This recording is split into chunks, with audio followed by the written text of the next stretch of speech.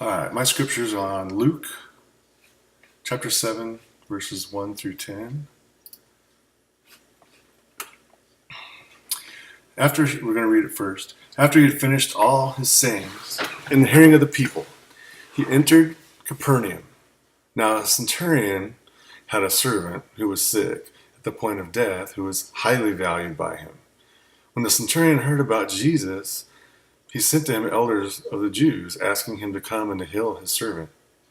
And when they came to Jesus, they pleaded with him, earnestly saying, "He is worthy to have you do this for him, for he loves our nation, and he is the one who built us our synagogue." And Jesus went with them.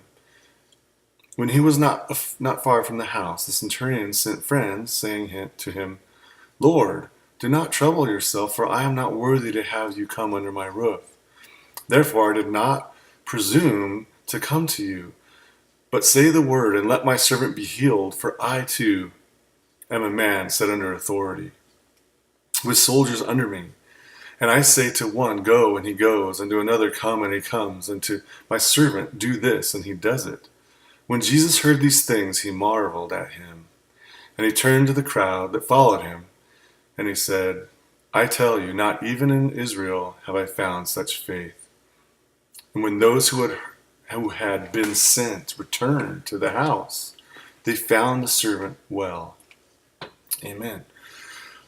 First, the things that I heard, I can hear the ocean waves of the sea, or the Sea of Galilee in Capernaum as the crowd gets closer. I can hear the people whispering back and forth about the things that they're processing because of what Jesus is doing. I can hear the commotion of the city, like a city of ours today, but without the vehicles driving and honking, without the sounds of radios blasting or the ambulance wailing. It's just the interaction of people. I can hear the groaning of the servant in agony and the sorrow of the ones that love him. I can hear the sobbing of a soldier coming from a distant room that it's quietly brushed quickly to the side as he's not supposed to cry. I can hear the Jews that are beginning to grow in number as they're gossiping and they're planning what they're going to do with this Jesus. I can hear the comments being made under the breath of those that are noticing that there's walls of separation that are being crossed between Jew and Gentile. I can hear a joyous sound that escapes from Jesus' lips as he marvels at the faith of the centurion.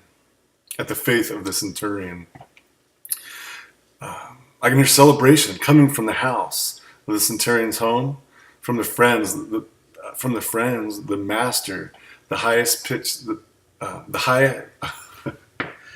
I can hear sounds of celebration coming from the house, from the centurion's home. The friends, they're celebrating. The master, and the highest pitch, of course, is the sound coming from the servant that was healed. What I don't hear is Jesus condemning the soldier for being in war or telling him to quit because he's a soldier, that he needs to go get another job. And the things I smell, I can smell the fishy smell of the city. I can smell the mixed fruity smell of the vineyards. As I enter the soldier's home, I smell food that was prepared by the servants from the last meal. I can smell a great contrast as I walk through the threshold compared to the smell of the city outside. The cleanliness of the home is what awakens your senses to the smell that one never knew existed on a day-to-day basis among the city.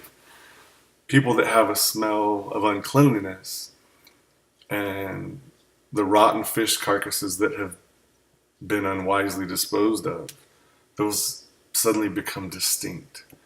I can smell the ointments that have been used to help the ill servant unsuccessfully, of course. I can smell the sickness of death as I walk into his room. It smells mixed with the oils as it also fills to cover the scent.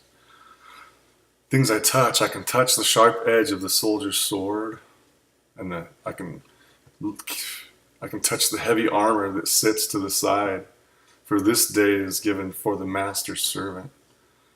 I can feel the touch of the Jewish elders as they come to Jesus and they touch him while giving their earnest request for their fellow Jew. I can feel the mist coming from the ocean on my face as I watch the city of Capernaum, as the people try and process, as they're touched by all that they've seen from Jesus that day. Taste. I can taste the good cooking in the centurion's home.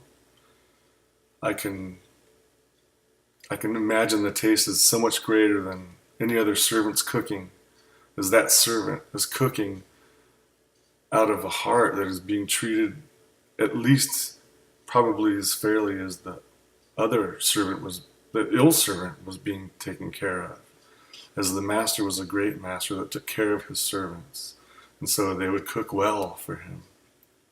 I can feel the respect that the soldier has for Jesus as he learned in his military time that you respect the position, but when you can also respect the person in the position, not just because of the position, but because of who they are, well, how much greater is that respect? The things that I can see a moment of transition as those that had been listening to Jesus had received all that was possible that one could receive in one setting, and they're in a place of just awe and contemplation. And then Jesus is at a place where he makes this transition from teaching the truth to walking in it. I can see that Jesus, when he gets to Capernaum, he begins to live out these things that he had been teaching in the last chapter. I see the love of Jesus as he continues being relentless in the will of the Father, constantly being the source that is giving to the people, stopping for only moments just to pray and to seek the Father, as in the previous chapter when he went to the mountain. I see Jesus as appearing like the other fishermen in the city. There was nothing notable about his outward appearance, but as people saw who he was and they got to know him more, then they were drawn to him.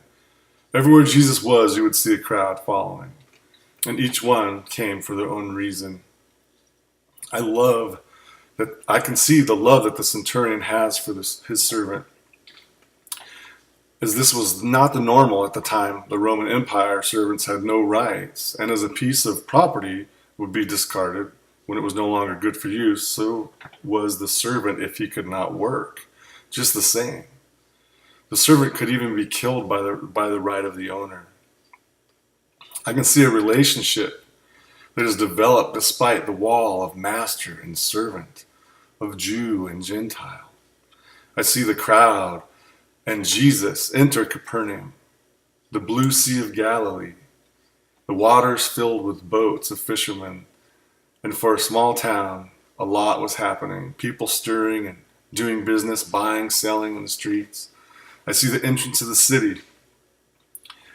At the entrance of the city, a disgruntled man's face, as he's speaking with one of the tax collectors, probably in disagreement on paying travel tax, as it was a place of crossroads where that was the custom. There's a synagogue that I could see up the road on the hill in the highest point of the city. And at the synagogue, you could see people that were standing there with their faces towards Jerusalem during a prayer that was led by the rabbi. I could see one of the greater homes in the area owned by the centurion. And as I looked inside, I could see one of the rooms laid a very clean and well taken care of man, wearing nice clothing, but his face was ashen in color, with grimacing to his face as he was showing severe pain. He appeared near to death. It was a great contrast to see the cleanliness and the quality of the bed, the blankets, and his apparel. The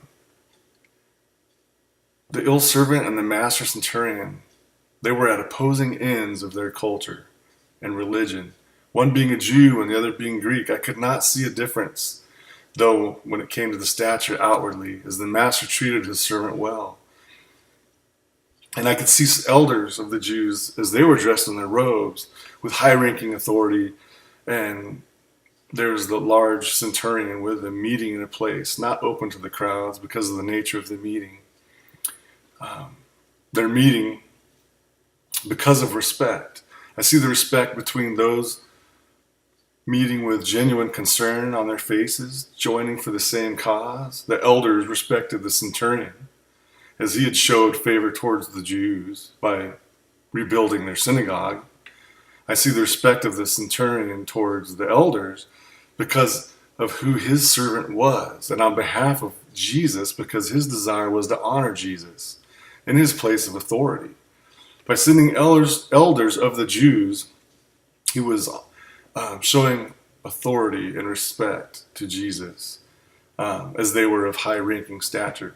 I see the elders pulling up their robes to run with no concern for their appearance, which was not normal, as others watched. Because of one of their own was lying sick and about to die. As the elders reached Jesus, I can see them, each one speaking at the same time, giving an urgent request with hand motions. I see Jesus immediately moving the direction towards the sick man that was dying as the crowd followed close behind. I could see the Roman armor glisten, hanging in its place behind where the centurion was sitting in his home. I see concern, but I can also see a spark of hope for his servant on his face. I see Jesus coming towards the home, and the centurion, he sends out elders to Jesus out of respect, like I said earlier, and out of understanding the rank of position and the authority that Jesus had. And as the centurion looks, the second time out of the window, he looks, and he's looking with a little bit of hope.